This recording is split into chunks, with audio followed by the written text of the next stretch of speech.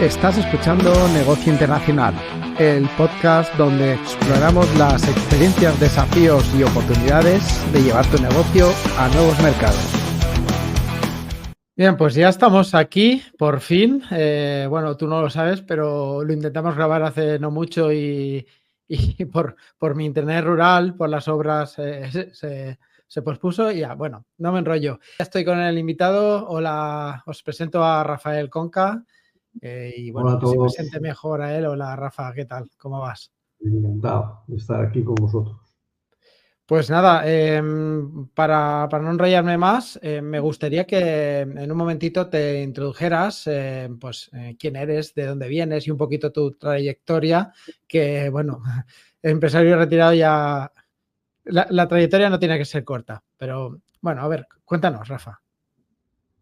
Bueno, pues como dice Juan, soy empresario retirado ya a mis 77 años.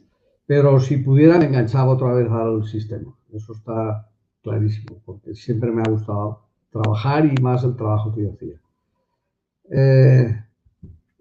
Realicé estudios de dos carreras, ingeniero mecánico y luego ingeniero textil.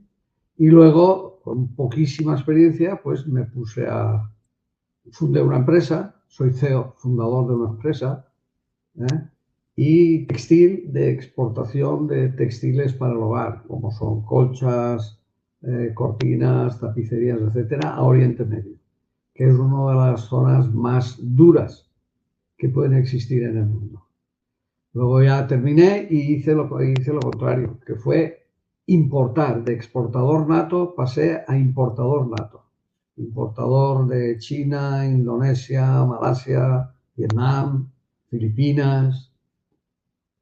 Y bueno, y al final pues ya me jubilé o me jubilaron. ¿Pero siempre estuviste en el mismo sector? No, han sido sectores totalmente distintos. En realidad yo empecé, mi primer trabajo serio después de los estudios fue en el zapato. Y allí fue donde nació mi vocación exportadora. Reconocí yo mi vocación exportadora. Yo veía a mi jefe, yo estaba en ese momento en control de fabricación o de procesos de fabricación, métodos y tiempos. Y la empresa en la que yo trabajaba, pues producía zapatos para exportarlos a Europa, Alemania sobre todo, Inglaterra. El dueño de la empresa y el jefe, pues no tenía el hombre ni idea, pero era muy, muy bonito ver allí, a veces se juntaban 3 o 4 compradores extranjeros, allí sentados en la sala de espera, mientras mi jefe atendía sin tener ni idea del idioma. Afortunadamente pues venían con sus traductores y hacían pedidos, pero programaciones, no eran pedidos, eran programaciones. Y allí yo empecé a amar lo que era la exportación. En ese momento yo no hablaba inglés en absoluto, pero bueno, luego salieron las condiciones, aprendí inglés, estuve luego también un tiempo en Inglaterra y a partir de ahí pues empezó mi vocación exportadora, pero ya en el textil.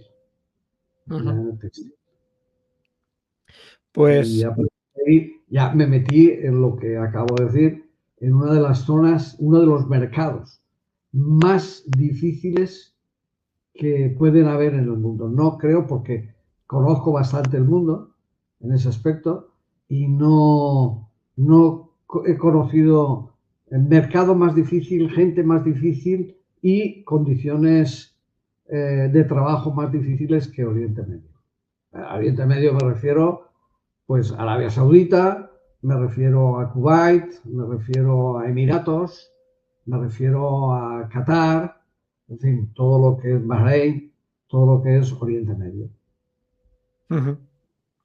Bueno, entonces, a ver, vamos a hablar de qué negocio quieres hablarnos, que sea la experiencia que pueda resultar más interesante. Lo que en realidad he trabajado como he dicho, he trabajado en las dos partes que tiene el comercio internacional, es decir, la exportación y luego la importación. Afortunadamente, y al principio, en compañía, al mismo tiempo que estudié inglés, pues hice un máster de comercio internacional.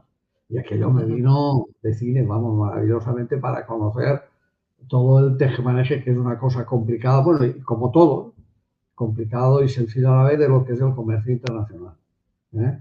Hasta que luego ya, cuando, digamos, lo medio, sin experiencia, me puse a trabajar para una empresa que estuve, vamos, meses, porque cayó de inmediato. La realidad, me ficharon para caer con ellos, o sea que... Y luego, a partir de ahí ya, digamos, empecé mi camino de emprendedor, que no he abandonado hasta la jubilación, prácticamente. Vale, y en ese primer emprendimiento ya te pusiste manos a la obra y a vender fuera. Efectivamente. Directamente Bueno, fuera.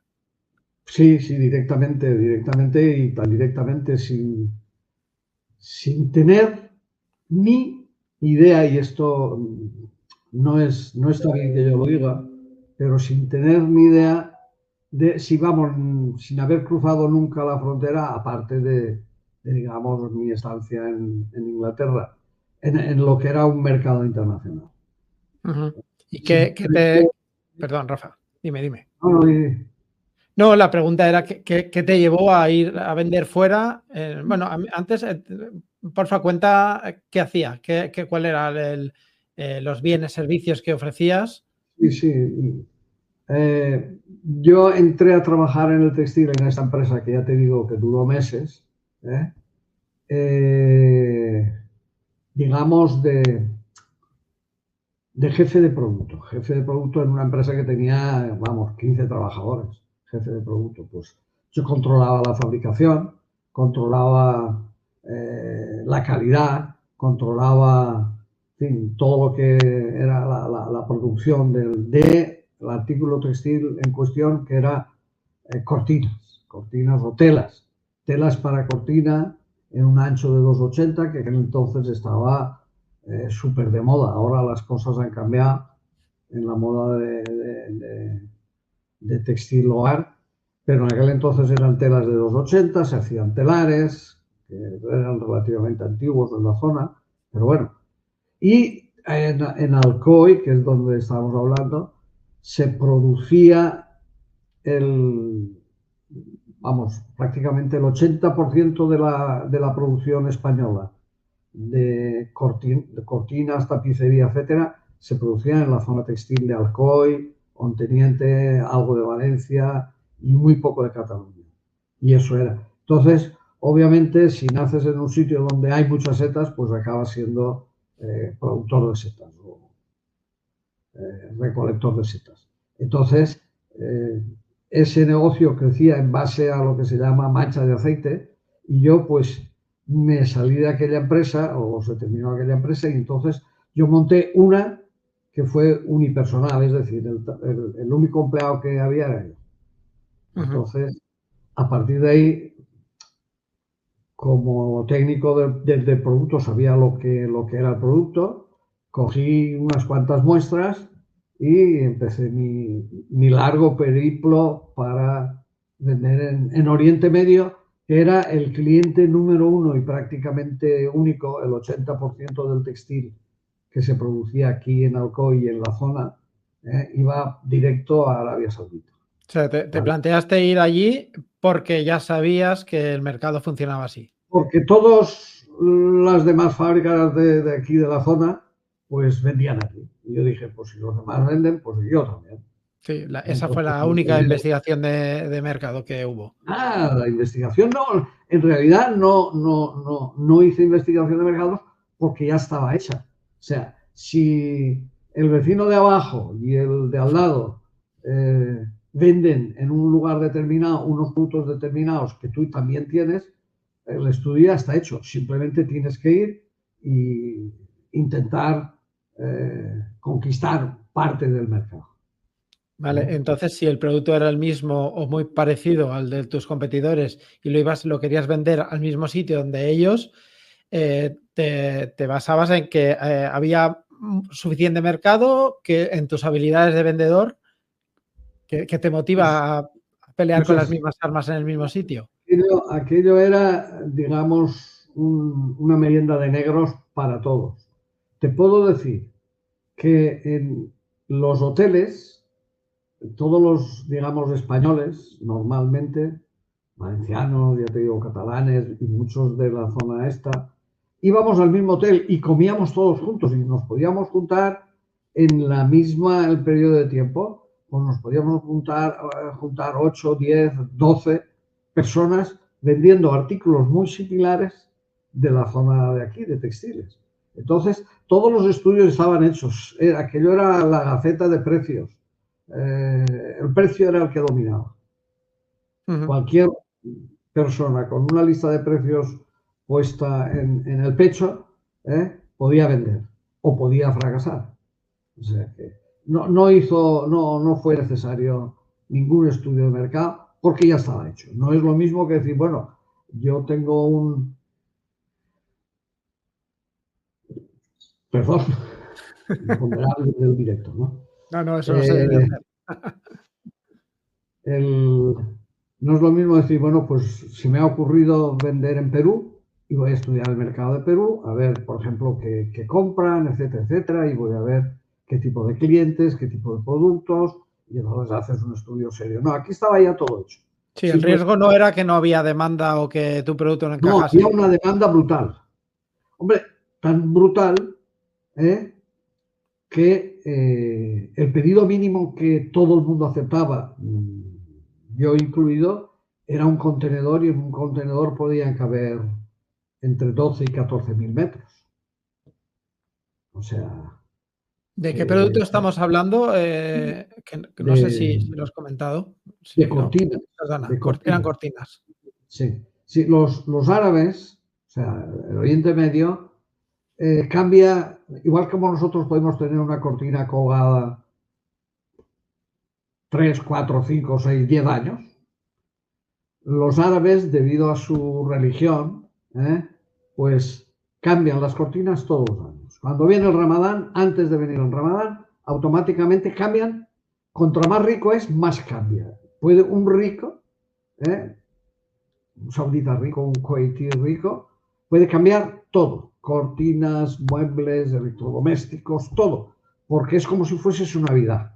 Y entonces la única forma que tienen de redecorar su hogar es simplemente cambiarlo todo. Y entonces consumía cantidad industrial de mantas, por ejemplo. Onteniente, que es una ciudad que está aquí al lado, vendía cientos de miles de mantas a países con una temperatura media anual de 35, 36 o 40 grados. Pero vendían mantas porque tenían aire acondicionado y como la habitación estaba tan fría, pues se tapaban con mantas. Pero quiero decir que Oriente Medio, la demanda era brutal de textil. Y España y esta zona, pues satisfacía esa demanda, y además de satisfacerla, pues lo hacía a precios muy competitivos. Entre otras cosas, porque a veces se hacían pedidos grandísimos que no sabías si perdías dinero, si cambiabas dinero o si ganabas dinero. Y se jugaba incluso los beneficios a la fluctuación del dólar, pensando que el dólar iba a estar más alto dentro de X tiempo, 30, 60 días, y apostabas a que el dólar iba a subir o a bajar para poder vender o no vender. Aquello era una cosa, un mercado muy complicado. Y los árabes, que no tienen ni idea, pero son grandes negociadores, sobre todo cuando tienen, digamos, la sartén por el mango, como aquello. Sí, y entiendo que siendo tú solo no fabricarías, tú comprabas a una fábrica y no. Hacías de intermediario. No, en absoluto, no. No, aquí en Alcoy, no. Yo era lo que los italianos, que son maravillosos en estos menesteres, yo era lo que ellos decían editor de tejidos.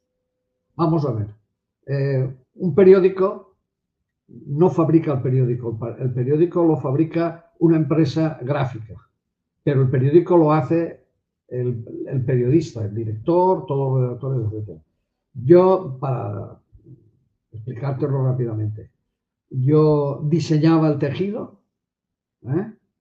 Yo producía en una fábrica el tejido ese, luego se procedía a la estampación porque eran tejidos estampados, al acabado, y luego procedía a enviarlo. Es decir, yo lo vendía, lo diseñaba, lo vendía, lo fabricaban otros por mi cuenta, o sea, gente que tenía telares, que es donde se produce el tejido, y después el estampado, que con los dibujos, diseños que yo había decidido, y luego lo vendía y luego lo mandaba.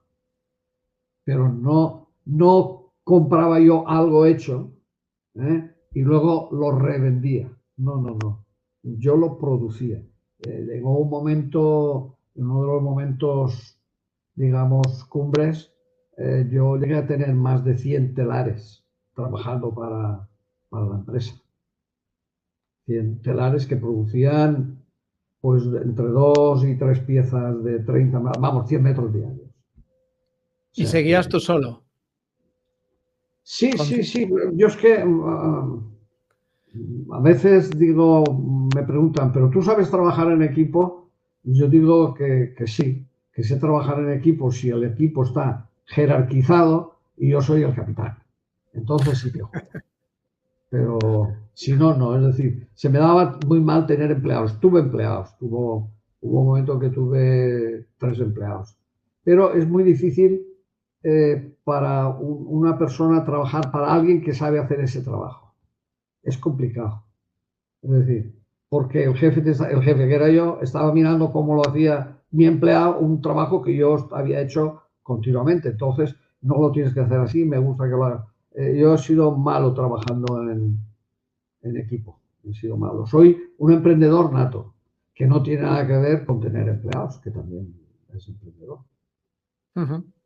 Bueno, otro punto importante es el tema logístico. Ya has avanzado un poco el tema de contenedores y tal, pero ¿puedes contarnos el proceso de logístico que había? Y también entiendo que temas de aduanas, permisos, historias. Sí, claro. Yo, para que os deis cuenta, y esto ya son cosas que no os recomiendo que las hagáis, si alguien que esté escuchando, y que cojáis la parte, digamos, positiva. Yo cuando iba al banco a negociar un crédito, el director me decía, Rafa, te hago todo este préstamo, que eran préstamos importantes sobre cartas de crédito. Me decía, con la condición de que no te pase nada, porque si te pasa algo a ti, se termina todo, porque es que no había nadie más. Yo era Juan Palomo, a mí me llamaba Juan Palomo, pero eso es una cosa que no se debe hacer. Yo lo hacía porque me gustaba, pero no se debería hacer.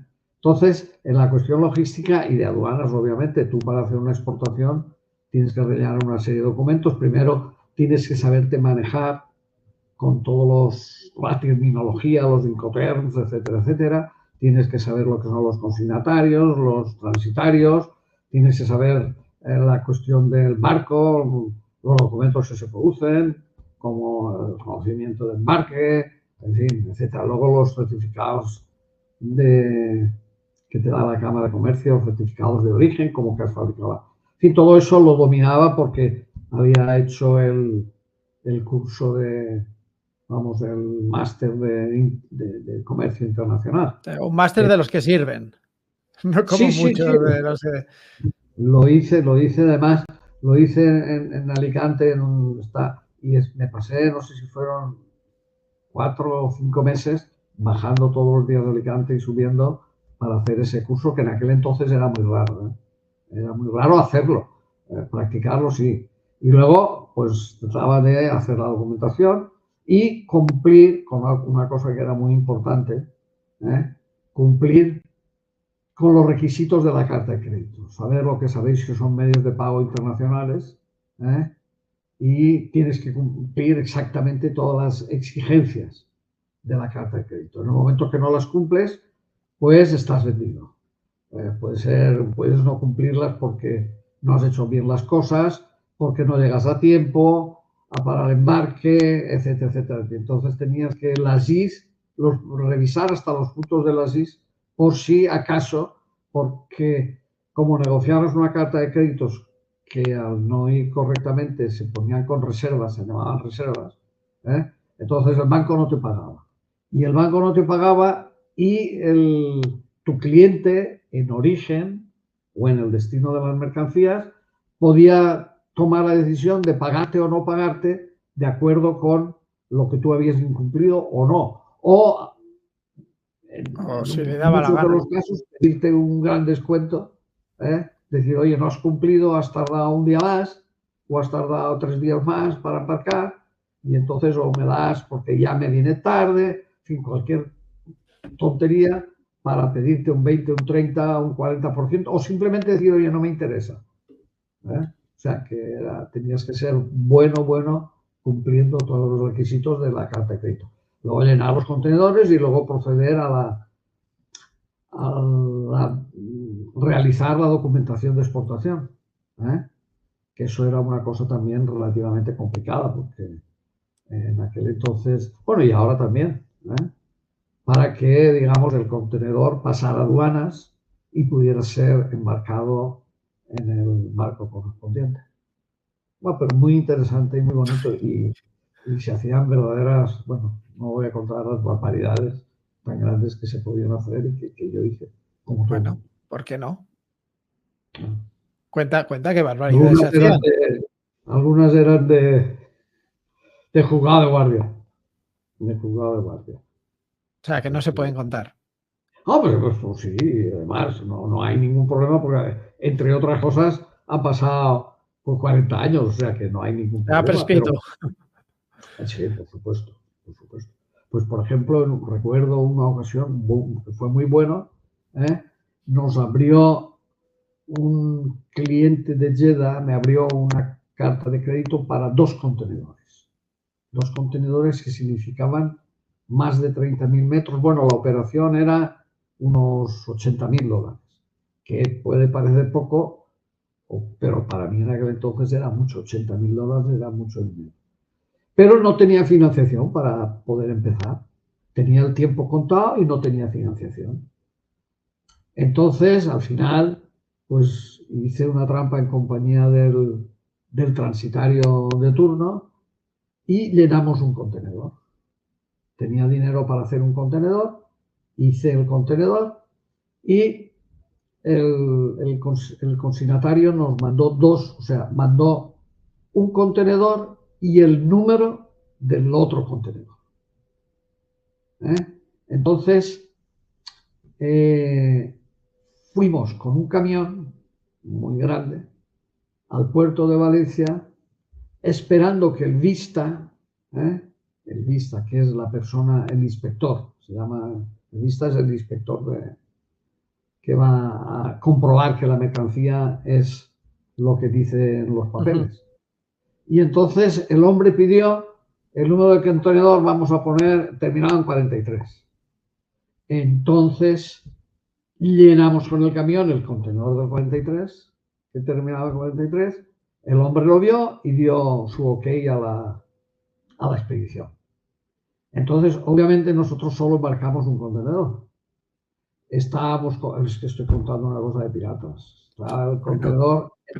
Y el hombre aquel, pues resulta que recibió un contenedor cuando en los documentos decía que habían 2, pero yo cobré todos los 2 contenedores.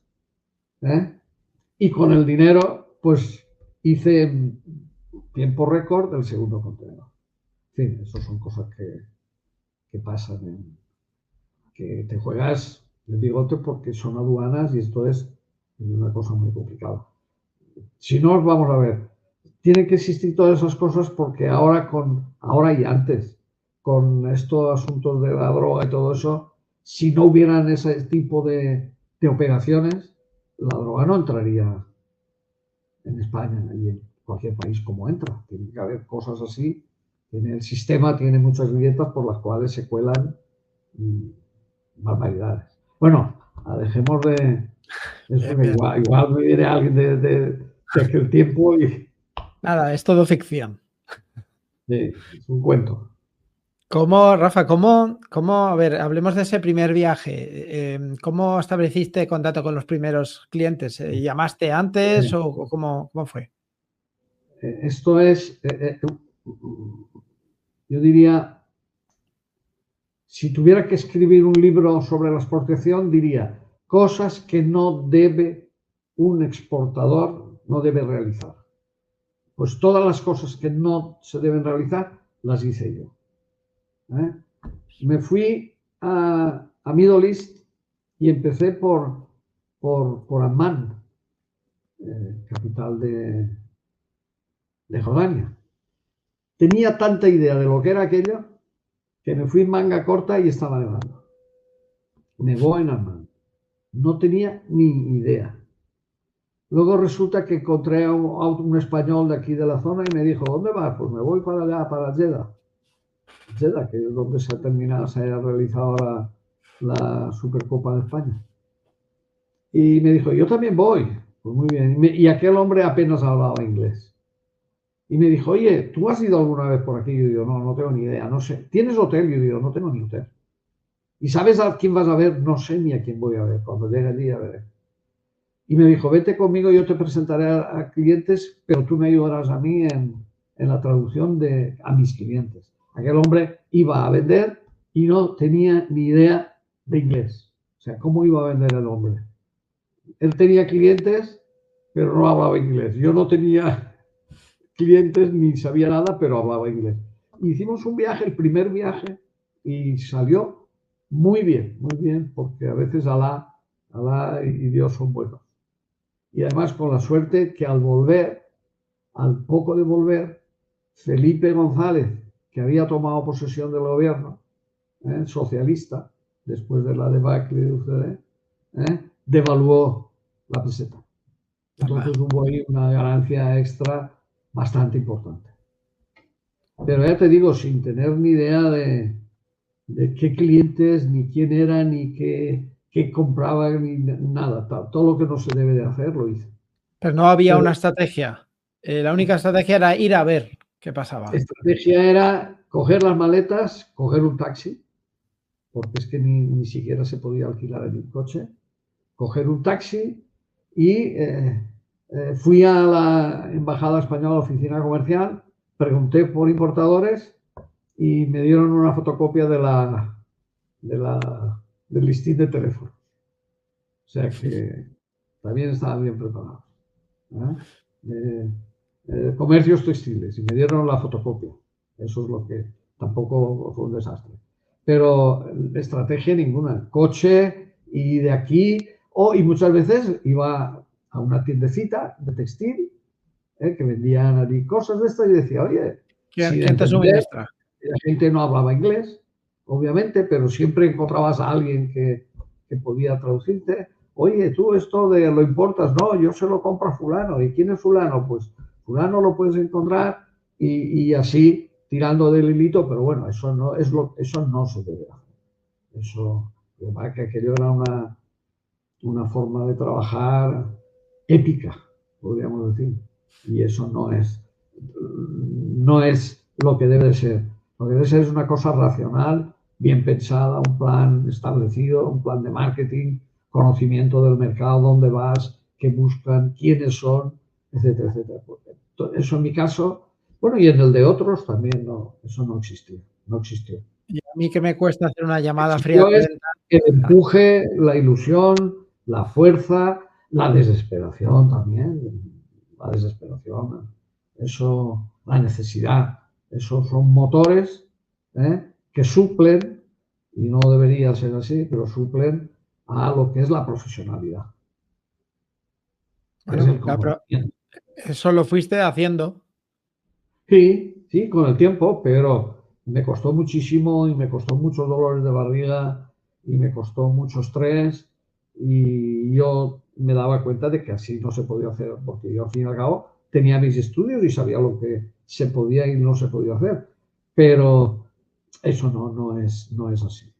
No se pueden hacer las cosas así. Uno tiene que hacer un plan para, digamos, lo que se denomina atacar un mercado o intentar penetrar en un mercado, y eso no se puede hacer así.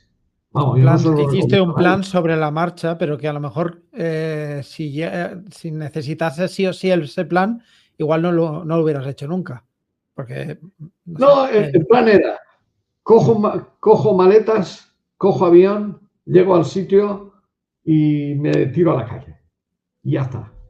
Pero eso es una cosa que yo he hecho, pero también lo ha hecho muchísima gente. Es decir, ahora no se entendería, a lo mejor no se entendería, pero en aquel entonces y antes, incluso después, pues hay gente que tiene una necesidad y dice, pues yo voy a vender y voy a irme allí, a quien sea, al mercado que sea, ¿eh? Y ya está, y aquí en España se hace también igual, ¿eh? Si tú no tienes a lo mejor ni representante para vender tu producto en una determinada zona y te vas a esa zona en plan desesperado, y te vas a esa zona y te vas a una tienda que no te conoce ni nada, buenos días, yo vendo esto, vayas usted al ancho, pues muy bien, adiós, me voy a otra, y hasta que al final uno te dice, pues podría ser, y empiezas la relación, y así es como se monta un mercado, sin un representante. Allí no se admitían representantes porque los árabes, los compradores árabes, sauditas y etcétera, no querían pagar comisión. Se me dio un caso en Kuwait que pude fichar a un representante, fui con él, el de la tienda me dijo que no le interesaba, que tal, pero que en qué hotel estaba yo. Le dije el hotel y dije, este hombre si no me quiere comprar. Y luego me llamó y me dijo, no, es que no le quiero comprar porque usted viene con un representante. Y si usted el representante le paga el 5%, pues si yo le compro, usted el 5% me lo da. O sea, me da un 5% de descuento.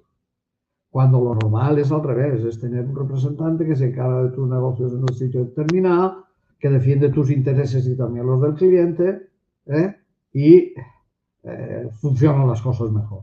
Pero allí no querían pagar aún esto y entonces pues se producían cosas bastante raras. Sí, imagino. Interesante, interesantísimo. ¿Cuánto tardaste en hacer la primera venta? Desde ese primer momento que pisas Oriente Medio. 8 horas. Porque la persona aquella con la que fui. Claro. Igual había hecho los deberes o no, un en poquito más. absoluto, no, porque igual de Indiana Jones. No se relacionaba con los clientes, porque él apenas podía hablar, vamos, buenos días, buenas tardes, soy fulanito de la empresa tal, era mantero de una gran firma, que tenía la concesión para España y Oriente Medio de Pierre Cardin, entonces era una empresa importante, pero él era uno de los dueños y iba él, simplemente iba él. Y el hombre pues, se lo pasaba mal, pero vendía.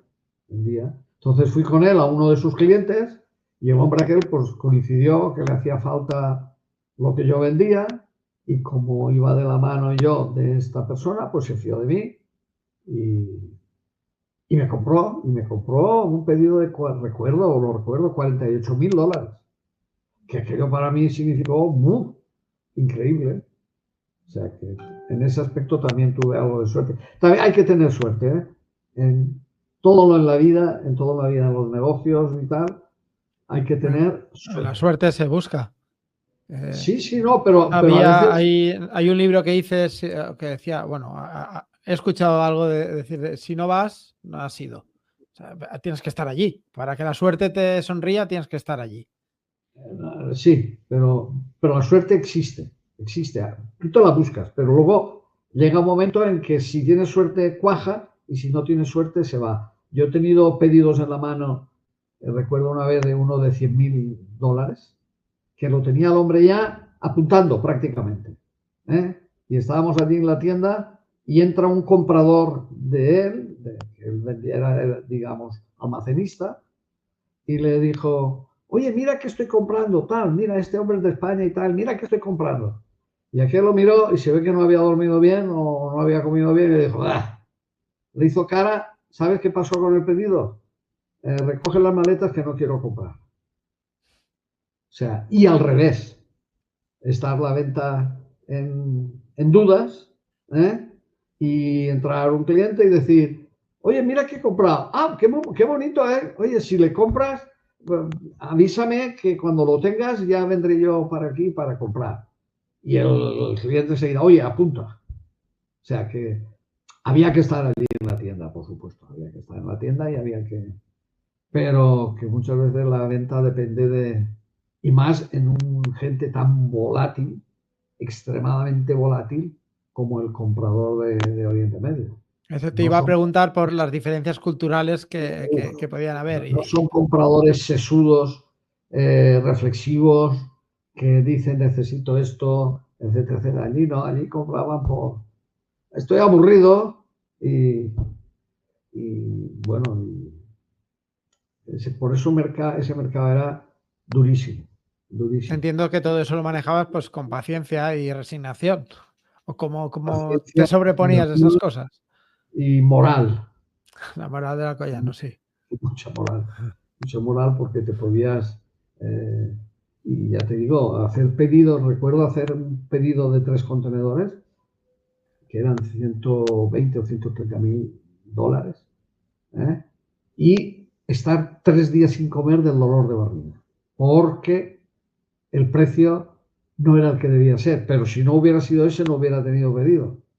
Y entonces, luego venir aquí, renegociar precios con proveedores para que el pedido pudiera entrar, etcétera, etcétera. Eso es muy, muy complicado. Era mi zona, mi producto, mi empresa era muy complicada en ese aspecto.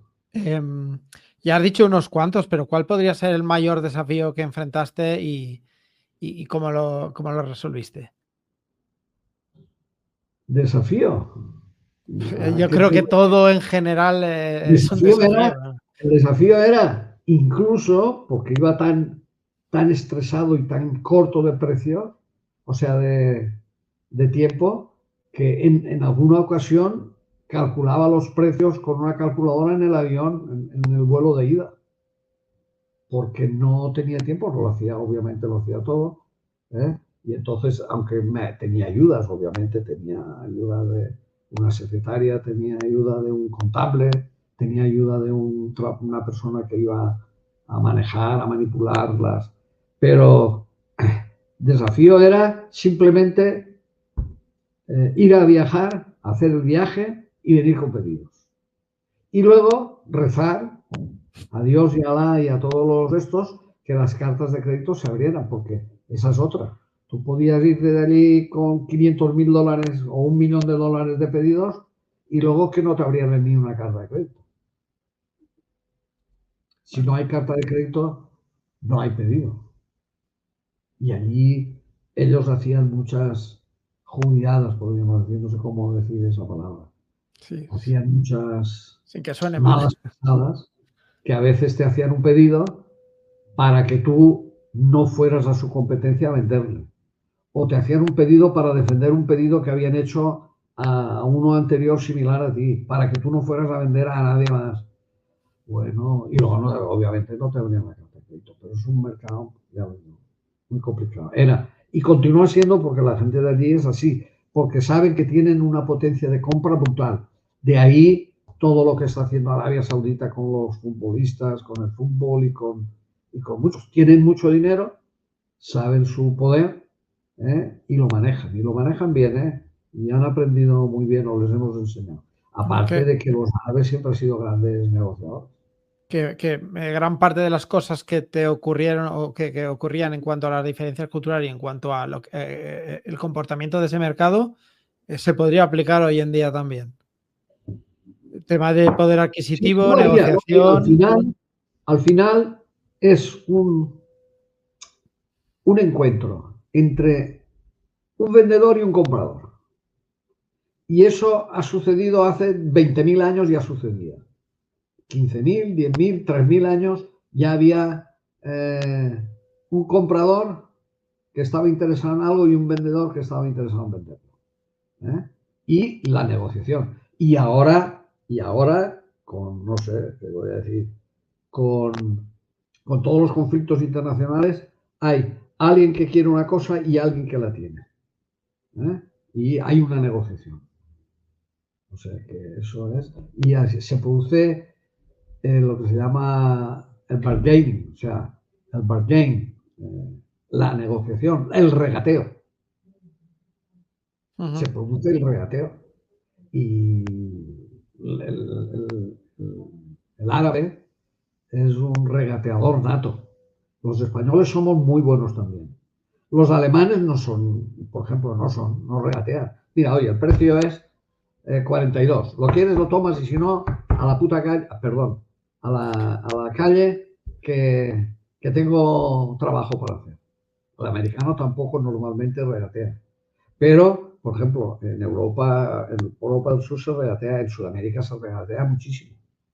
En Oriente Medio, además, en Oriente Medio ya te lo dicen, regatee usted cualquier precio que le pida por cualquier cosa, porque es su forma de ser. Nosotros somos serios, una media entre la seriedad y el regateo.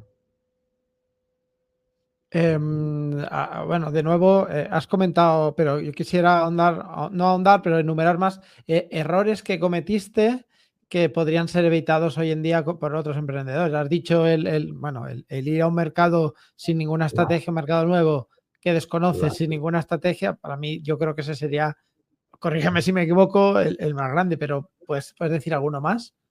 No, pues es que de ahí, de ese error de no tener ni idea de dónde vas, ni quién puede ser tu cliente, ni qué zona tienes que ir, qué zona tienes que atacar mejor porque es más propicia para tu producto y tus precios, de ahí emanan todos los demás errores. Una financiación adecuada para poder soportar eso. Para el que quiera abrir un departamento de exportación, tiene que tener una financiación adecuada. Porque un euro, el retorno de esa inversión, cuando tú inviertes un euro en un producto hasta que tú lo recibes de vuelta, pueden pasar meses. Entonces tienes que tener una financiación adecuada, porque si no la tienes, estás ya cometiendo el primer error. O sea que, pero ahora me imagino, yo tampoco tengo ya tanto contacto con empresarios, pero me imagino que eso no sucede, o sea que la gente está mucho más preparada. Aunque también tiene que haber por ahí todavía locos de la colina que cojan el producto, el maletín, las muestras o cualquier cosa y se vaya por ahí a vender a ver qué pasa.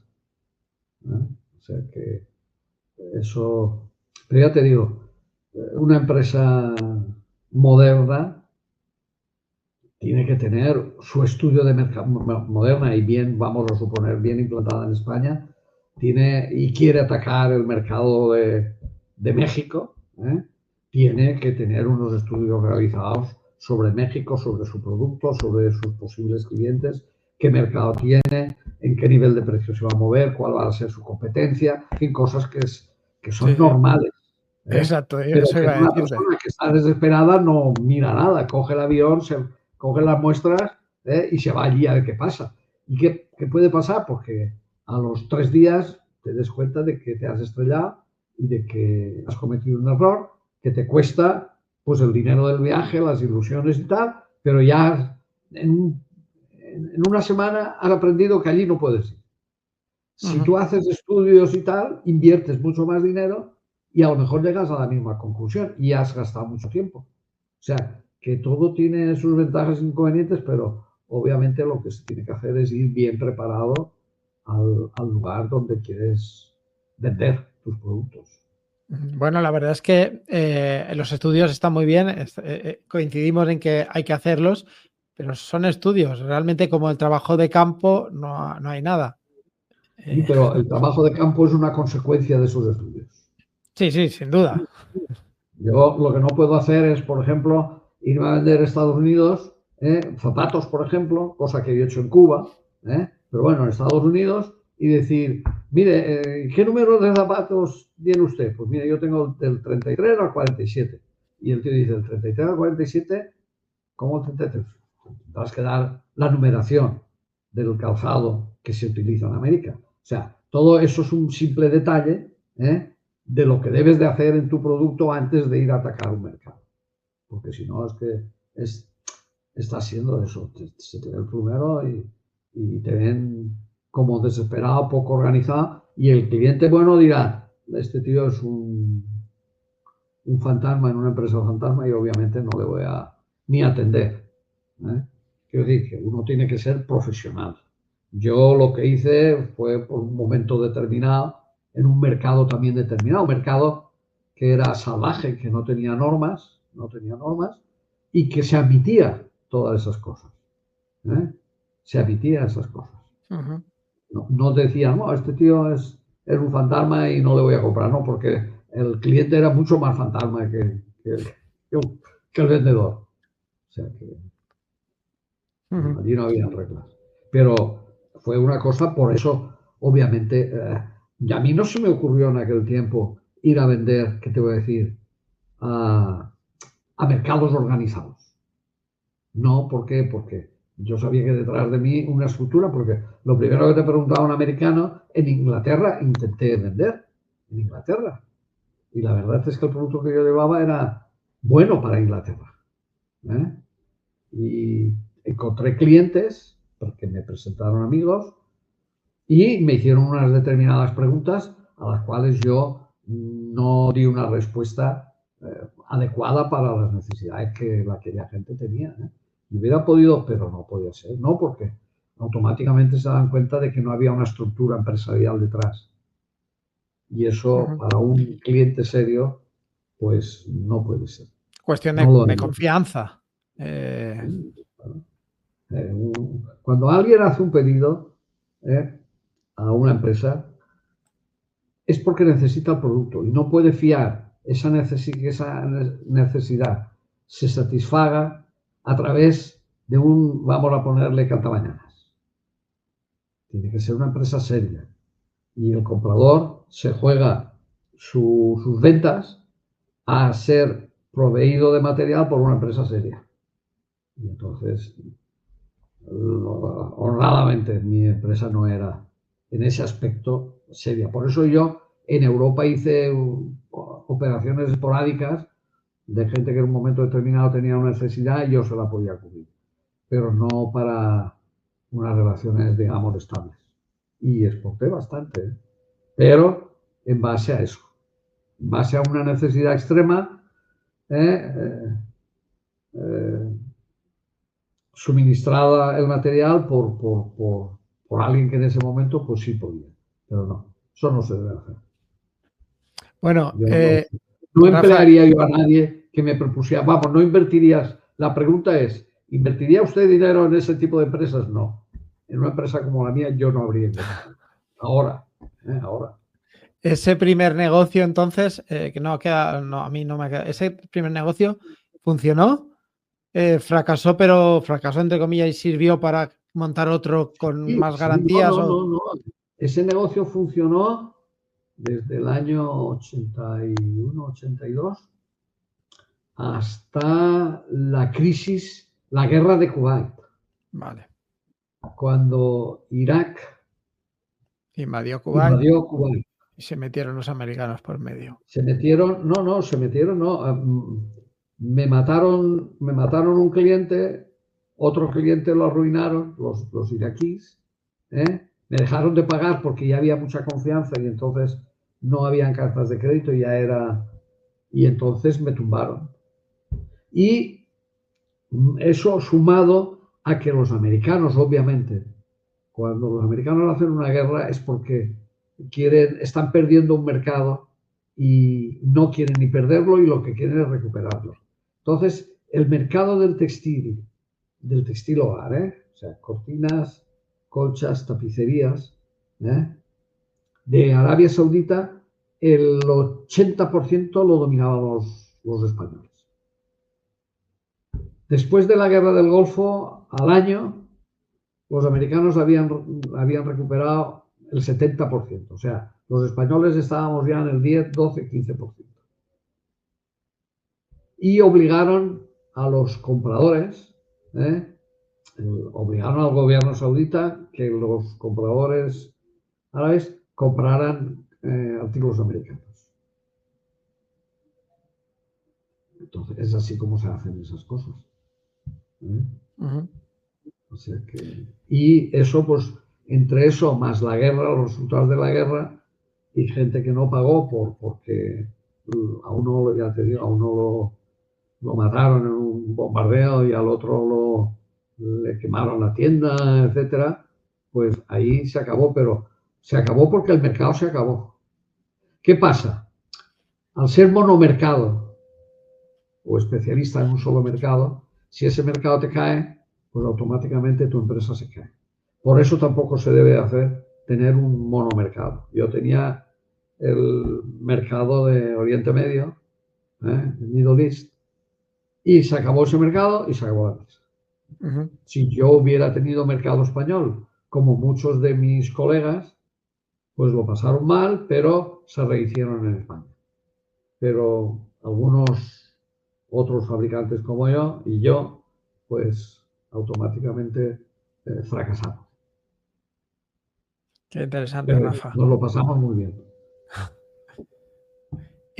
Y bueno, así a modo de conclusión, porque yo la verdad que te preguntaría muchas más cosas. Tenía cosas pensadas, pero me gustaría preguntarte o que nos dijeras, que dijeras a la audiencia qué consejos puedes dar desde tu punto de vista y desde tu experiencia a un emprendedor o un empresario que se lanza a la aventura de exportar con su empresa que de momento está en un país. Primera, que esté preparado, eso significa que haya estudiado el mercado, que tenga herramientas y dos cosas, preparación y financiación. Y luego un espíritu, un importante espíritu exportador. O sea, yo no puedo exportar porque me van mal las ventas en España y entonces ahora me voy a exportar. No, no. Tienes que tener una vocación. La empresa tiene que tener una vocación exportadora. Para cumplirla, pues tienes que tener, saber a dónde vas a ir, o sea, tus productos, qué tengo que hacer con mi producto, si lo tengo que modificar o me sirve tal conforme está, o puedo fabricar una nueva línea para un determinado mercado, luego estudiar ese mercado y luego tener su financiación suficiente porque al principio, digamos, es una inversión importante y es una inversión que no se reintegra de inmediato. O sea, es sembrar y sembrar, gastar y gastar hasta que al final eh, puedes tener tus frutos. Yo recuerdo en un viaje de prospección, de venta a Japón, no sé si la audiencia conocerá que había unos calcetines, una marca de calcetines que era Punto Blanco. Yo sí. Era una de las empresas, la empresa más importante de España de calcetines, aparte de otros que no Punto. El vendedor de aquella empresa fui con el ICEX, o sea, con el Instituto de Exportación.